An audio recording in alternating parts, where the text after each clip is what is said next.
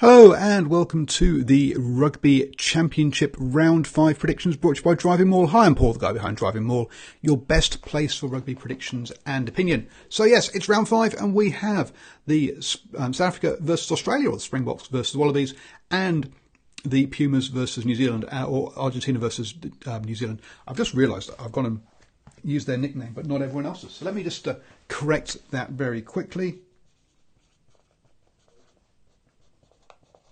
There we go. It's proper G.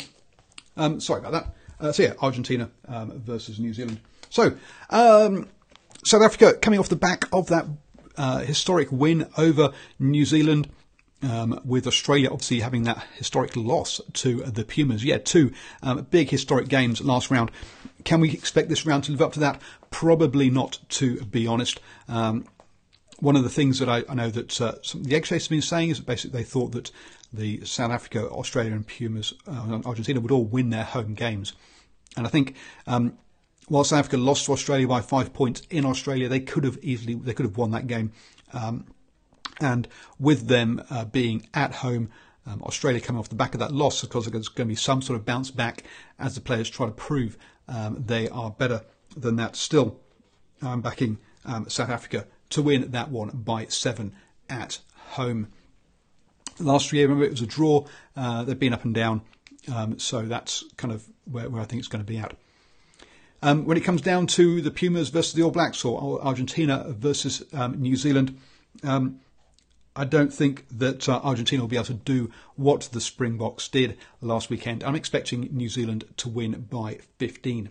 Now, you're probably saying, Paul, that's a really big margin considering that Argentina beat Australia last weekend and the All Blacks lost to the Springboks. Well, let's have a look at some of the stats around this. So, if we look at some of the historic results, by the way, thank you to Super Brew for their website here.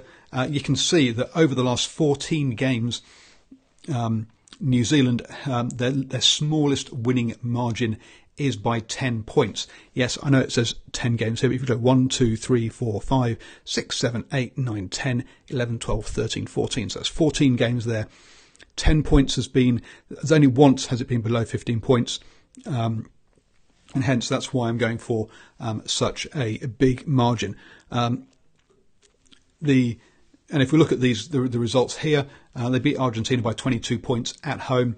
Obviously, they beat Australia twice by over 20 points, just that 2-point loss to South Africa.